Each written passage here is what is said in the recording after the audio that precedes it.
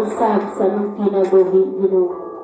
Ang imong panalangin, imong padagayat sa mong kinabuhi. Ang kaalam mo kahibalo, Lord, imong gihatag ka namo. Ang tanan, Ginoo, gikinahanglan sa imong mga anak, inidapita, Lord. Ikaw nag-provide sa tanan, Ginoo. Sila na may mga kulang, Ginoo, sa among kaugalingon. Ang salamat, Ginoo, ikaw nagatudlo, nagaminsahi ka namo, Ginoo.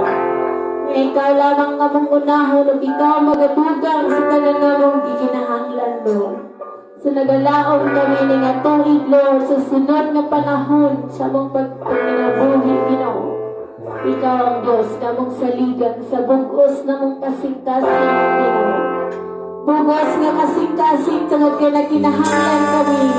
Nangarang kasing-kasing ma-purify diya sa mga tubangan, Ginoo. Salamat sa gahon sa balaan ng Espiritu Santo. Ikaw ang nagaminsahi, Lord. At ikaw ang kaalam ng ibagpata, Ginoo. Sa mga itugyan ang among matagpamilya, Lord, inikabuntagon, Ginoo. Labi na sa mga anak na wala karon, Lord God. Ikaw ang Diyos, maghahatag ng reminder kanila, Ginoo.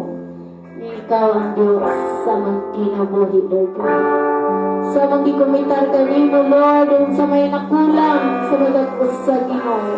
Kung doon na may nagsakit karon, Ginoo, ikaw ang Diyos magabisita sa iyang kalawasan, pinagisay mong pangalan, Ginoo. Itagay siya kaayuhan, Lord, because ikaw ang kusog sa iyong katawhan, Ginoo. Pagaligon ikaw sa iyong kasing-kasing magsalabutan, Ginoo. Isan pa ang paglawas sa iyong mga anak, Lord. Among gitugyan kanino ang tanan, sa ngalan ni Ginoong Jesus. In the mighty name of Jesus, everybody say amen. Amen. Sa atong paminaw ng tulong sa Ginoo.